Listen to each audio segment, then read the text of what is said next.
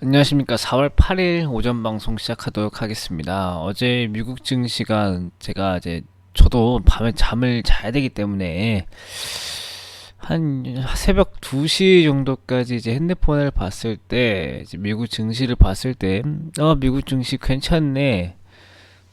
괜찮네. 또 트럼프 대통령이랑 스티브 버누신 재무장관님이 좋은 말씀 해주셨네. 괜찮네 하면서 잤거든요. 자고 이제 오늘 아침에 눈 뜨자마자 이제 다시 컴퓨터를 켜서 이것저것 좀 확인을 해봤더니 미국 증시가 빠져 있었습니다. 빠져 있었고 사실 그때 볼 때만 해도 제가 한 2점 몇 프로까지 봤었거든요. 장 초반에는 뭐 3%까지 기장할 때는 3% 있었지만은 장중에 한 2%대는 유지를 해줬었는데 갑자기 장 막판에 다 빼버렸어요. 저거 왜 빠졌나 봤더니 그 미국 에너지 정보청이라는 곳이 있습니다. EIA라는 곳인데 해외 선물 거래하시는 분들은 거래해 보셨던 분들은 잘 아실 거예요. EIA에서 맨날 주간 그 에너지 원유 재고 발표하고 막 그러는데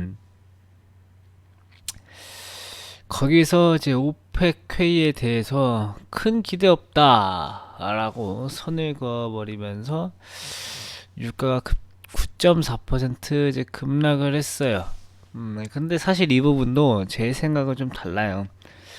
어, 그래서 뭐네 생각이 뭐가 중요하냐, 팩트만 전달해라 하시는 분들도 계시겠지만, 그래도 뭐 제 생각을 조금 덧붙여 드린다라고 하면은 그 미국 EIA에서는 오펙K에 대해서 기대하지 않는다라고 하는 부분이 난 쟤네 크게 감산할 거라고 생각하지 않아라고 해석을 한다는 뜻인데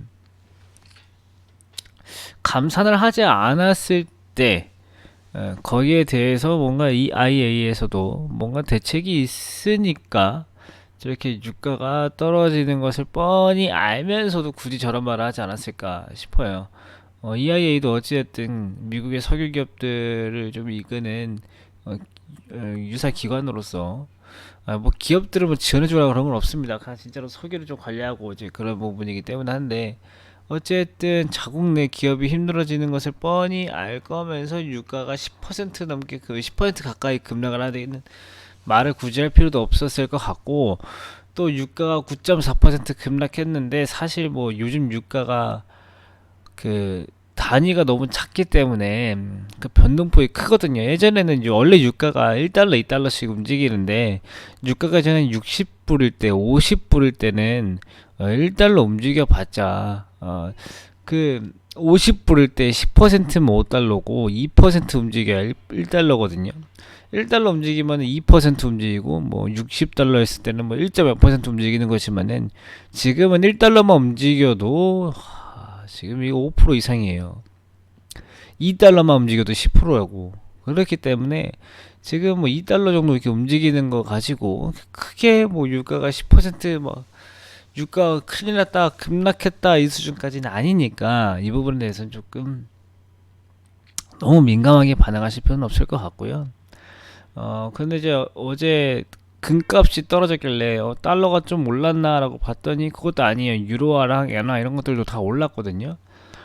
그래서 봤더니 달러 인덱스 지수는 오히려 100 밑으로 떨어졌어요. 이제 유럽에서 미국은 사실 그 코로나 관련된 얘기 나오면서 조금 불확실성이 조금 커지면서 금값도 좀 오르고 할 줄 알았더니 이제 금값이 조금 떨어져가지고 이것저것 뭔가 어제 FX 시장 좀 복잡했습니다. 원래는 달러화가 약해지면 금값이 오르고 해야 되는데 금값도 떨어지고 그 다음에 달러도 떨어지고 일단 금값은 왜 떨어졌냐? 금값이 떨어진 이유는 뭐 트럼프 대통령의 발언 때문이었어요. 이제 정상화 될 거다 이제 이렇게 얘기를 해준 부분이었고 그럼 달러화는 왜 빠졌느냐? 그럼 달러화 대비 다른 통화 바스켓들이 통화 바스켓 안에 있는 해외 통화들이 상승을 했기 때문인데 일단 제일 큰 비중이 엔화 파운드와 유로화죠. 어제 엔화도 그 아베가 그 긴급 사태를 선언하면서 조금 엔화의 반등이 좀 있었고 또 어제 보리스 존슨 총리 중환자실 입원하셨잖아요. 이제 그때 중환자실 입원하면서 급락했었는데 거기에 대한 일부 되돌림 현상이 좀 발생하면서 파운드와도 반등이 나왔고, 그 다음에 유럽에서 그 그리스 국채를 매입할 수 있다라는 가능성이 좀 제기가 되면서 유로화도 크게 반등을 했습니다. 이제 그러면서 이제 달러화가 좀 약세를 보였고, 달러 인덱스 지수가 지금 99.8 수준까지 이제 내려왔습니다. 이제 일단 이 부분은 때문에 우리 환율도 8원 정도 이제 하락을 좀 했고요. 일단은 어제 환율이 1221원이었는데 1214원, 1213원 이쯤에서 왔다 갔다 하더라고요.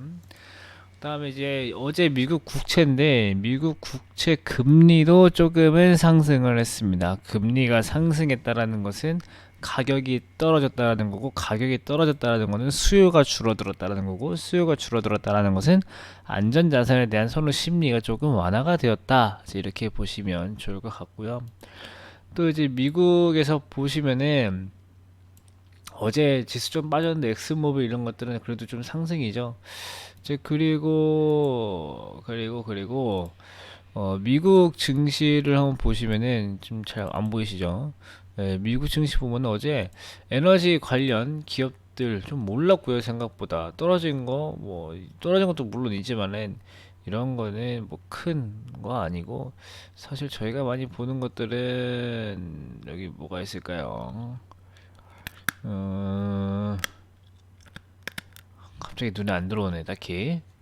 그리고 넘어갈게요. 그 다음에 무역회사도 대체적으로 좀 올랐고, 그 다음에 항공사가 올랐습니다. 아메리카 에어라인이랑, 그 다음에 여기 델타는 조금 빠졌고, 그 다음에 엑스포 로지스틱스 올랐고, UPS 조금 떨어졌고, 전체적으로 보시면 증시는 떨어졌는데 이런 항공주들, 그 다음에 에너지 관련주들, 그 다음에 무역회사, 그 다음 이런 것들도 소비자 이런 것들이 오른 거 보니 금융주가 좀 떨어졌어요. 금융주가 올랐다가 좀 반납을 했는데, 어, 이런 뭐 도이치방크 이런 것도 오르고 했지만은 아침에 오른 거에 비해서 많이 떨어졌죠. 그건 이거 갑자기 왜 보여주나요? 라고, 이게 뭔데요? 라고 하시는 분들도 계실 텐데, 일단 왜 보여드렸냐면은 안 올랐던 종목들이 올랐습니다. 여태까지 미국 증시가 안 올랐던 종목들이 올라왔기 때문에 오늘 우리 증시가 좀 저런 것들이 좀 반영이 되거든요. 어제 미국 증시가 이제 코로나 불확실성 좀 완화 때문에 올랐지만, 그 오르고 나니까 오펙 관련 발언 나오고 하니 또 저점 대비 20% 올랐기도 했으니 차익 매물이 좀 나오게 되는데, 우리 증시 저점에서 지금 많이 올라왔거든요. 우리 증시가